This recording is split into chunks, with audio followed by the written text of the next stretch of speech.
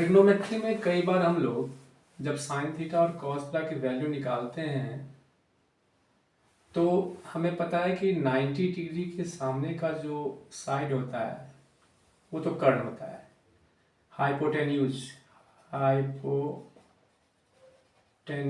जिसको कि हिंदी में हम कर्ण बोलते हैं, जिसको हम H से डिनोट करते हैं। इसका पहला लेटर जो है H है।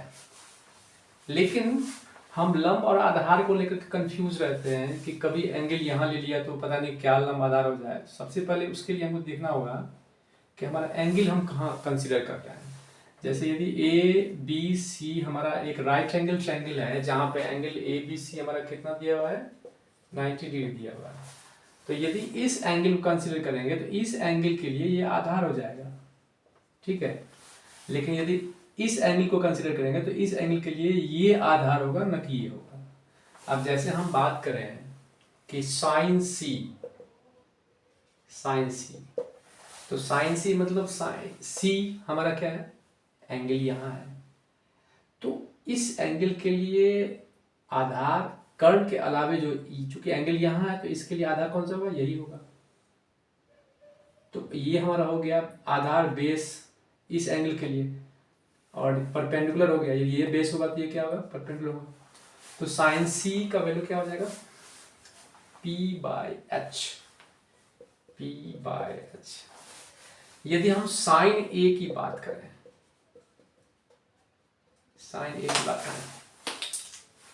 तो साइन ए जो हमारा होगा वो हो जाएगा इस एंगल के लिए, ये तो आधार हो जाएगा तो ये लंब होगा। तो यहाँ पे हमारा क्या है, यहाँ पे हमारा हमने इसको लेंथ को b से डिनोट किया है, ठीक है। इस एंगल के लिए b से डिनोट किया है और ये परपेंडिकुलर है। यदि हम साइन ए की बात कर लें तो हमारा हो जाएगा इस एंगल के लिए आधार हो जाएगा तो ये लंब हो जाएगा। तो यानी कि बी सी बटे में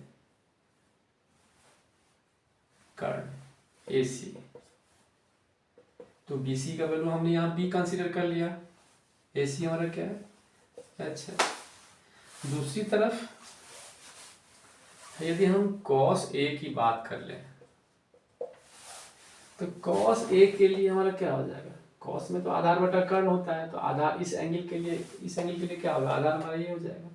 इसकी लेंथ को हम P से डिनोट कर रहे हैं तो ये हो जाएगा P, कर्ण होता है तो कर्ण तो वही है हमारा H। tan C की बात कर लेता हूँ तो tan थीटा क्या होता है, लंब बटे कर्ण। मीन्स इस एंगल के लिए लंब कौन सा होगा, ये होगा। tan थीटा होता है लंब बटे आधार, लंब बटे, तो P/B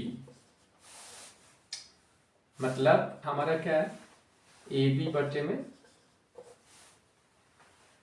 B यानी BC।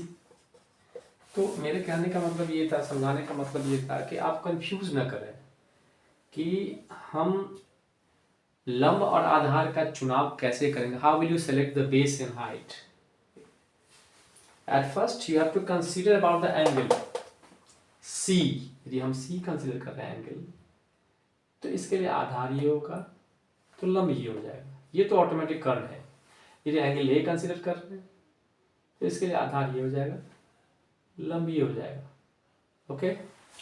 अब यदि हमसे कोई पूछे cosec A की वैल्यू क्या होगी तो cosec A क्या होगा, cosec sin थीटा होता है लंब बटे कर्ण, तो cosec होता है कर्ण बटे लंब। अब A के लिए ये तो आधार हो जाएगा तो ये क्या हो जाएगा, लंब, यानी लंब की लेंथ को हम लोग B से नोट कर रखा है, कर्ण तो हमारा H हो गया, ठीक है।